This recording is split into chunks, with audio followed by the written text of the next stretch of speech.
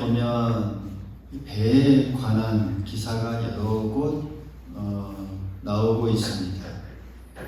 그 중에서도 창세기 6장에 보면 이 노아 시대에 이 대홍수로 세상이 심판받는 그 사건이 있었는데, 그때 하나님께서 노아에게 방주를 만들라라고 지시하는 장면이 나오죠.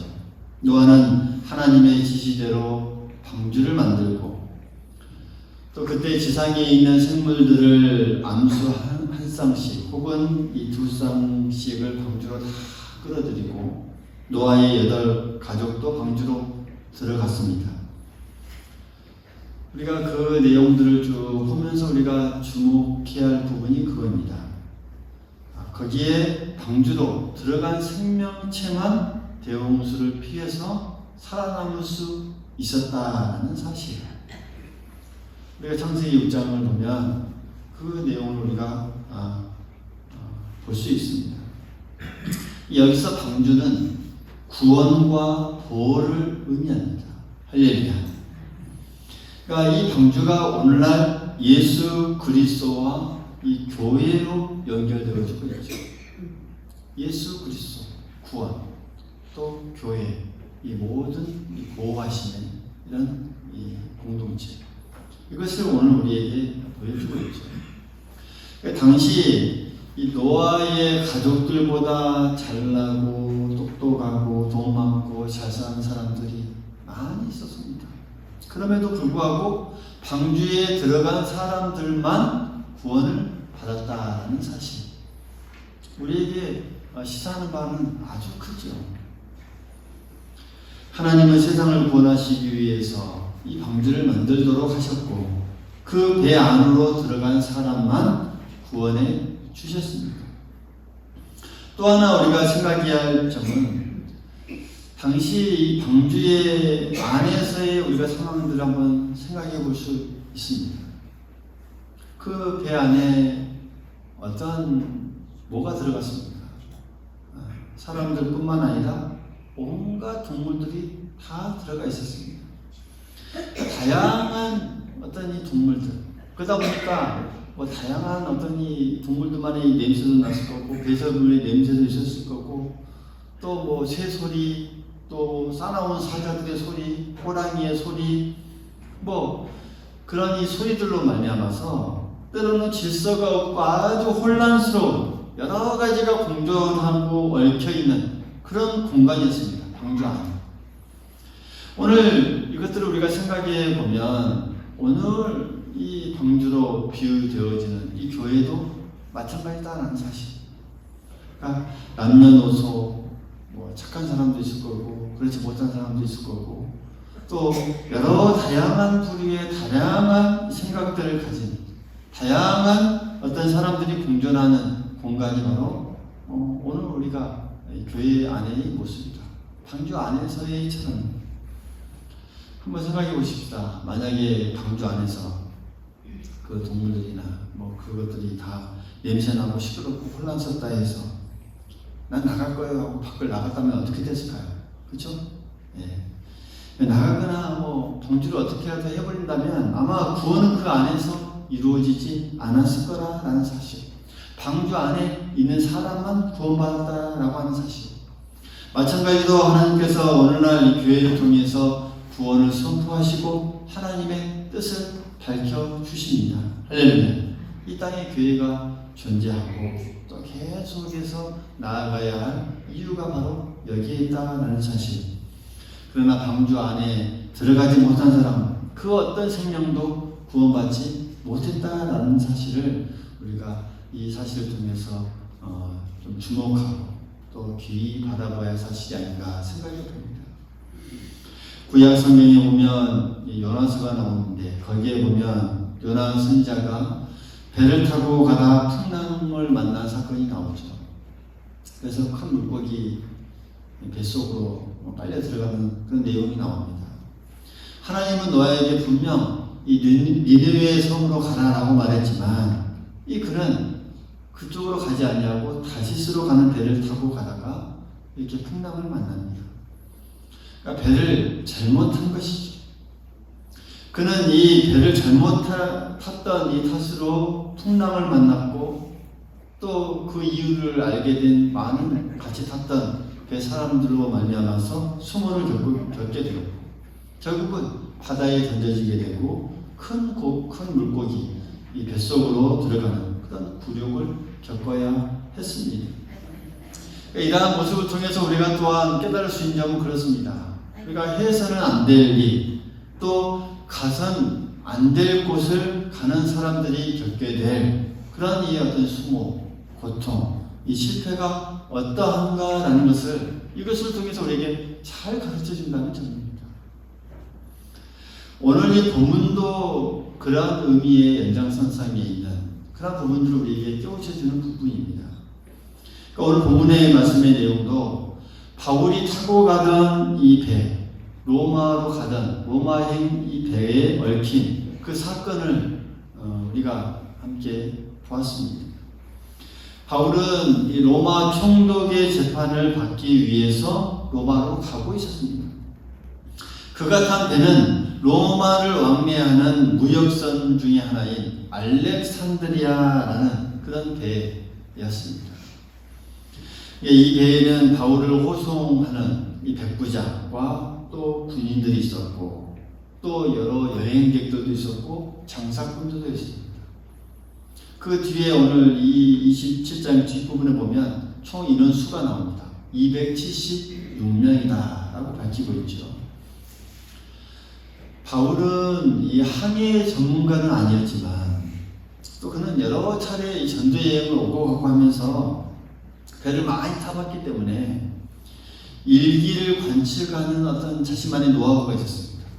그리고 또 하나님을 믿는 자로서 성령으로 또 인도하심을 받는 자로서 또 하나의 이 영적인 또 이 감각이 있던 사람이었습니다. 그러니까 한마디로 보면 어떤 일기를 관측하는 법과 이 영감이 있는 사람이었습니다.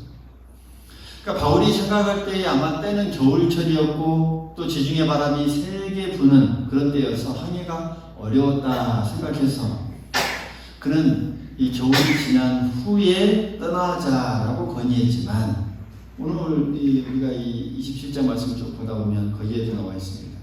이 백부장은 이 바울의 말보다는 선장이나 선주의 말을 더 믿고 따랐습니다. 그리고 나서 배가 항해를 하게 됐고 얼마 못 가서 큰 풍랑을 만나게 됐고 또 이제 배가 좌초하는 그런 위기를 맞게 되었다라는 것이 오늘 이 본문의 쭉 줄거리. 그래서 오늘 우리가 이런 사실을 쭉 보면서 우리 본문이 주는 이 몇 가지 교훈을 우리가 한번 생각해 보고자 합니다. 그 중에서도 첫 번째는 겁니다. 내 생각이나 내 어떤 아집에 사로잡혀서 우리가 신앙생활하거나 또 함부로 떠나거나 주님의 곁을 벗어나면 안 된다라는 사실을 오늘 우리가 이 내용을 통해서 우리가 깨달을 수 있습니다. 27절에 보면 우리가 읽지 않았지만 21절에 보면 그런 내용이 나오죠. 여러 사람이 오래 먹지 못하였고 또 바울이 가운데 서서 말하되 여러분이여 내 말을 듣고 글에 대해서 떠나지 아니하여 이 타격과 손상을 면하였더라면 좋을 뻔하였느니라 이렇게 말합니다. 그런데 11절을 보면 이런 표현이 있죠. 백부장이 선장과 선주의 말을 바울의 말보다 더 믿더라. 할렐루야. 그러니까 이미 바울이 공부하고 고민했지만 바울의 말보다 누구의 말을 더 믿었다고요? 선장과 선주의 말을 더 믿었습니다. 여러분, 요나는 하나님의 말씀을 어기고 제멋대로 다시스로 갔다가 풍랑을 만나서 물고기 벽속으로 들어가는 경험을 했죠. 이 알렉산드리아의 배 역시 바울의 말을 듣지 않고 고집부려서 떠났다가 파도에 휘말려 좌초당하는 그런 위기를 겪었습니다. 이 배의 책임자는 백부장 군인이었습니다. 그는 힘이 있었고 무력 사용이 가능합니다. 또한 선장도 이 고도의 기술을 가진 기술자였습니다.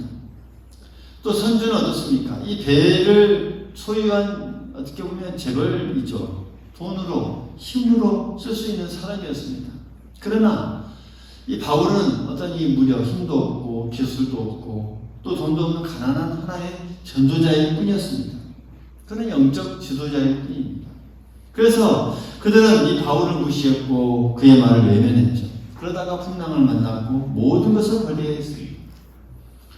알렉산드리아 배가 이 자기들만의 이런 아집으로 고집으로 풍랑을 만난 것은 오늘 우리에게 무엇을 교훈해 주고 있습니까?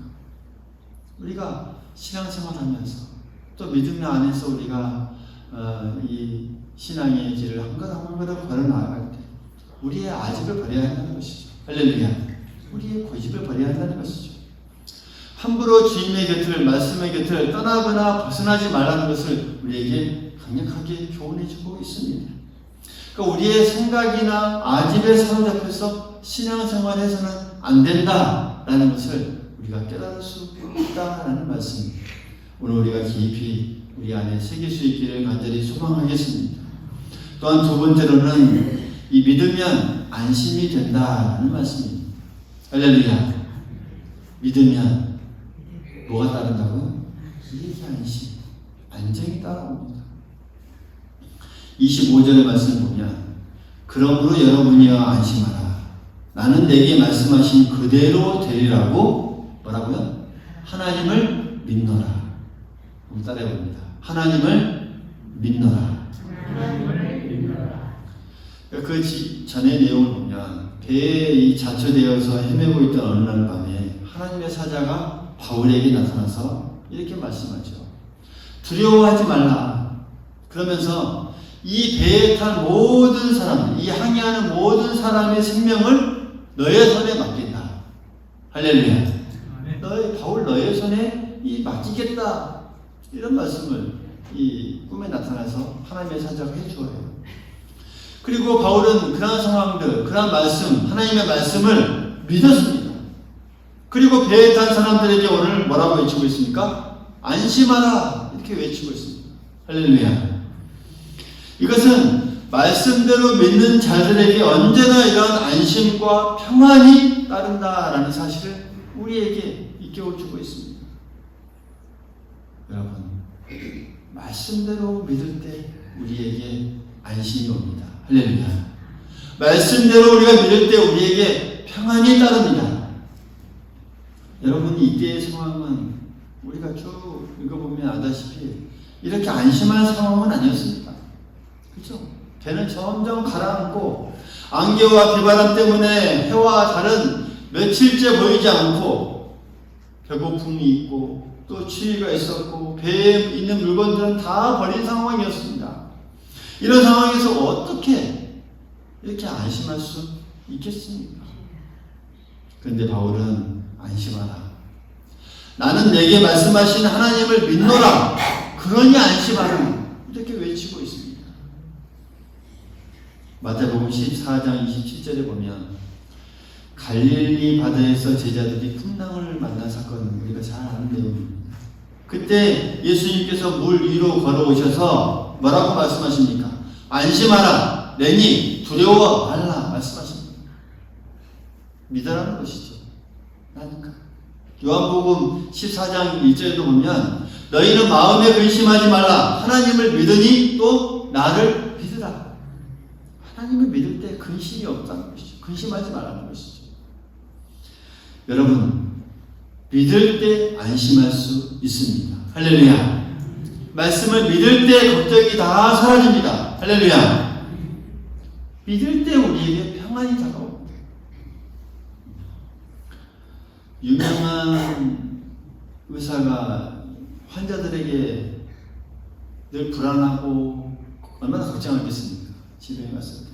그런 환자들에게 언제나 이렇게 말합니다. 가장 훌륭한 의사에게 자기 건강을 맡겼다라고 믿고 마음을 놓으십시오. 이렇게 유명한 의사가 말합니다. 그러니까 환자에게 이런 마음이 중요하다는 것이죠. 믿고 맡기는 게 중요하다는 것이죠. 여기서 안심이 온다는 것이죠. 상담가인 이 폴 스톨츠라는 분이 이렇게 이야기합니다. 우리가 하는 대부분의 걱정은 사실에 근거하기보다는 부정적인 상상과 가정에 바탕을 두고 있다 이렇게 말합니다. 그러니까 우리가 살아가면서 일어나지 아니할, 실제로 이걸 조사해 보니까 한 97% 정도는 일어나지 않는 상황이에요. 우리가 하는, 아이고 이러면 어쩌지 저러면 어쩌지 하는 걱정들 있잖아요. 대부분 거의 99% 가까이는 일어나지 않는 상황이래요. 근데 우리가 그런 일어나지 않는 상황을 두고 걱정을 해요. 근심하고 염려하고 막 덜덜덜. 대부분 상황들은 그 뒤에 이제 흘러가 보면 다 일어나지 않는 상황들이에요. 그런 것이 참 많습니다. 여러분, 우리가 이 험한 세상에서 누가 안심하면서 살 수 있습니까? 누가 인생의 풍랑과 비바람과 안개와 풍우 속에서도 안심할 수 있겠습니까? 누가 자초하고 있는 이 배 속에서 안심하라 라고 소리칠 수 있겠습니까? 그 사람은 바로 오늘 바울의 이 외침처럼 하나님의 말씀을 믿는 사람입니다. 할렐루야! 하나님을 믿는 사람입니다. 바울은 이 상황을 다 하나님께 맡겼습니다. 왜? 믿으니까 맡겼습니다. 그때 그에게 이 안심이라고 하는, 평안이라고 하는 놀라운 은혜가 그에게 있었다는 사실이죠.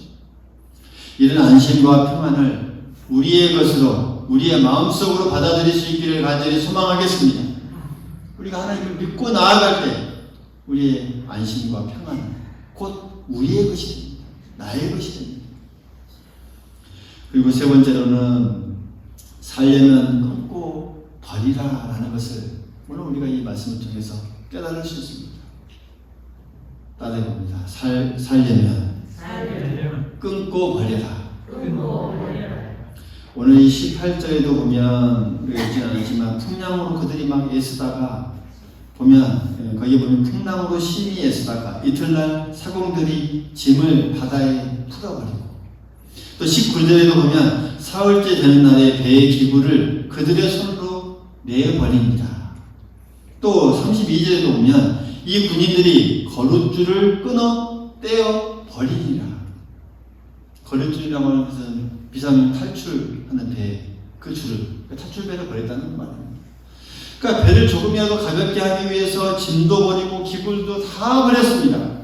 그리고 비상 탈출용으로 메워둔 구명보트의 이 줄을 다 끊어버렸습니다. 오직 배와 사람만 남게 했습니다. 한마디로 인간적인 수단이나 도구나 방법이나 어떤 이 처방을 다 잘라버리고 포기한 것입니다. 그것들이 남아있으면 그것들을 의지하고 그것들을 기대하기 때문입니다. 오늘날 우리의 문제는 그겁니다. 한 손으로는 예수님을 붙잡고 한 손으로는 세상을 붙잡는 것. 한 손으로는 예수님을 믿고 따르지만 한쪽으로는 세상의 가치관을 따라서 흘러가고 붙잡고자 합니다. 예수님도 믿고 다른 것도 믿고 예수님도 의지하고 세상의 것들로 의지하는 것. 그게 오늘의 우리의 신앙의 문제, 그리스도인의 문제입니다. 마태복음 6장 24절에는 우리에게 이렇게 말씀합니다. 한 사람이 두 주인을 섬기지 못할 것이니 혹 이를 미워하고 저를 사랑하거나 혹 이를 중히 여기고 저를 경히 여김이라. 너희가 하나님과 재물을 겸하여 섬기지 못하리라. 할렐루야. 우리가 이 땅에서 살아가면서, 믿음 안에 살아가면서 완전히 끊고 버려야 한다는 것을 우리에게 말씀해 주고 있습니다. 할렐루야. 끊고 버려야 합니다. 세상에 대한 미련도 애착도 연민도 다 버리라는 것을 우리에게 말씀하고 있습니다. 그래야 하나님의 전적인 도우심과 하나님의 전적인 구원의 역사가 우리 안에 펼쳐지고 다가온다라는 사실 우리가 깊이 깨달을 수 있기를 간절히 소망하겠습니다. 내가 하나님의 은혜에 풍성함에 나아가지 못하고 있고 내가 하나님께서 주시고자 하는 놀라운 그 은혜의 이 강주기를 내가 맛보고 있지 못하는 것, 내 지금 상황이 왜 이럴까? 우리 곰곰이 생각하면서 우리가 오늘날 내 자신에 있어서 삶의 환경에 있어서 끊고 버려야 할 것이 무엇인지 우리가 곰곰이 생각해 볼 수 있기를 간절히 소망하겠습니다. 내가 과연 이 시간, 내가 과연 오늘 현재 하나님 앞에서 과감히 끊고 버려야 할 것이 무엇인가? 그러면서 하나님 앞에 나아가야 하겠습니다. 하나님, 이제 제가 다 버리겠습니다. 이제 하나님, 제가 이제 졌습니다. 항복합니다. 그러면서 두 손을 들고 주님 앞에 모든 것을 다 내어놓고 나아가는 것. 오늘 우리가 이 배의 상황을 보면서 우리가 느낄 수 있는 점이고 깨달을 수 있는 점입니다. 모든 것을 다 버리고 다 내어놓고 이제는 뭡니까? 할 수 없습니다. 우리는 할 게 없습니다. 하나님께서 구원해 주시고 하나님께서 붙들어 주시는 그 일밖에 없습니다. 오늘 이 배의 상황이 바로 그러한 상황입니다. 우리의 모습 속에서도 이렇게 하나님 앞에 나아갈 수 있기를 간절히 소망하겠습니다. 모든 것을 끊고 버리고 하나님 앞에 다 두 손을 두고 나아갈 때 하나님의 크신 은혜와 복이 우리 안에 함께할 줄 믿습니다. 그리고 또 마지막으로는 배 안에 있으라 라고 말씀합니다. 할렐루야. 따라해봅니다. 배 안에 있으라. 31절에 보면 우리 같이 한번 읽어보시죠. 31절의 말씀입니다. 시작. 바울이 백부장과 군사들에게 이르되 이 사람들이 배에 있지 아니하면 너희가 구원을 얻지 못한다. 할렐루야. 서두에서 말씀드린 대로 배는 예수님과 교회를 의미합니다. 우리에게 구원과 보호를 의미합니다. 칼빈이라는 신학자도 이렇게 말하죠. 교회를 떠나서는 구원이 없다. 이렇게 강력하게 얘기하죠. 교회를 떠나서는 뭐라고요? 구원이 없다. 우리가 다 세상 거 버릴 수 있습니다. 다 버려야 되죠. 뭐 돈도 버리고 명예도 버리고 지식도 권력도 성공을 다 버리더라도 우리는 어디 안에 있어야 합니까? 배 안에 있어야 합니다. 할렐루야. 배 안에 있어야 합니다. 그러니까 배를 떠나는 것은 폭풍우가 몰아치는 그곳에서 바다로 뛰어드는 것 같습니다. 그렇죠? 방주를 떠나는 것은 어떻습니까? 그 바다에 뛰어드는 것과 같습니다. 그러면 뭘 만나요? 폭풍으로 만나죠. 죽음을 만날 수밖에 없습니다. 사도행전 4장 12절에도 보면 다른 이로서는 구원을 받을 수 없나니 천하 사람 중에 구원을 받을 만한 다른 이름을 우리에게 주신 일이 없습니다. 말씀합니다. 노아의 8 식구도 여러분 배 안에 있었기에 구원을 받았습니다. 할렐루야. 오늘 로마로 가던 이 배 속에도 276명도 배를 떠나지 않았기에 구원을 받았습니다. 여러분 우리 가정애들 보면 다 화분들이 다 있죠. 우리 교회 안에서도 화분이 있습니다. 이 화분을 우리가 좀 관리하다 보면 어떨 때는 우리가 그것을 많이 느낄 수 있습니다. 이 화분도 이 통풍도 햇빛도 없는 곳에 한번 며칠 동안 놔둬보십시오. 그러면 어떻게 됩니까? 다 잎이 시들어버려요. 근데 그러다가 밖으로 내놓고 물도 주고 햇빛을 쬐게 되면 어떻습니까? 금방 또 살아납니다. 그러니까 우리가 이것을 통해서 깨달을 수 있는 것은 그것은 아주 쉬운 이치죠. 이 살고 죽는 그 이치가 분명합니다. 예수 안에서 있으면 살고 예수 밖에 있으면 죽는다는 것. 영원한 생명의 이 빛을 받으면 어떻게 됩니까? 살고 어둠과 죄를 우리가 늘 쪼이게 되면 어떻다고요? 죽을 수밖에 없다는 것. 물을 주면 살고 물이 마르면 식고 죽을 수밖에 없다는 것. 그러니까 이 간단한 이치를 이 허물을 통해서 깨달을 수 있습니다. 아까 말씀드린 마태복음 14장에 보면 갈릴리 바다를 건너던 제자들이 풍랑을 만났다고 하는데 그들이 그게 보면 물결로 말미암아 고난을 당하더라 라는 내용이 나오면서 거기 32절에 보면 예수님께서 배에 함께 오르심에 바람이 그치는지라 이렇게 말씀합니다. 그러니까 예수님이 바다에 오시면 풍과 바다 파도가 잔잔해졌고 또 배에 오실 때, 오르실 때, 그 안에 들어오실 때 그 배가 안정됐습니다. 모든 것이 해결됐습니다. 배 안에 있으라는 것은 바로 이러한 의미입니다. 예수님 안에 있는 것이죠. 하나님의 구원의 현장을 떠나지 말라라는 말씀입니다. 혹은 풍랑을 만나더라도, 실패했더라도, 절망과 좌절이 우리 안에 있다 할지라도, 거기에 우리가 휩쓸렸다 할지라도, 어디에 있으라고요? 배 안에 있어라. 할렐루야. 배 안에 있어라. 예수 안에 있어라. 오늘 그럴 때 우리에게 구원이 임하고 하나님의 축복이 임한다라는 사실 우리가 꼭 기억할 수 있기를 간절히 소망하겠습니다. 우리는 배 안에 있어야 하는 사람들입니다. 할렐루야. 배 안에 있을 때 구원을 맛보고 은혜를 맛보는 사람들임을 우리가 꼭 기억하면서 꼭 그 안에 거하면서 주님의 은혜와 축복을 맛볼 수 있는 우리 모두가 될 수 있기를 간절히 소망하겠습니다.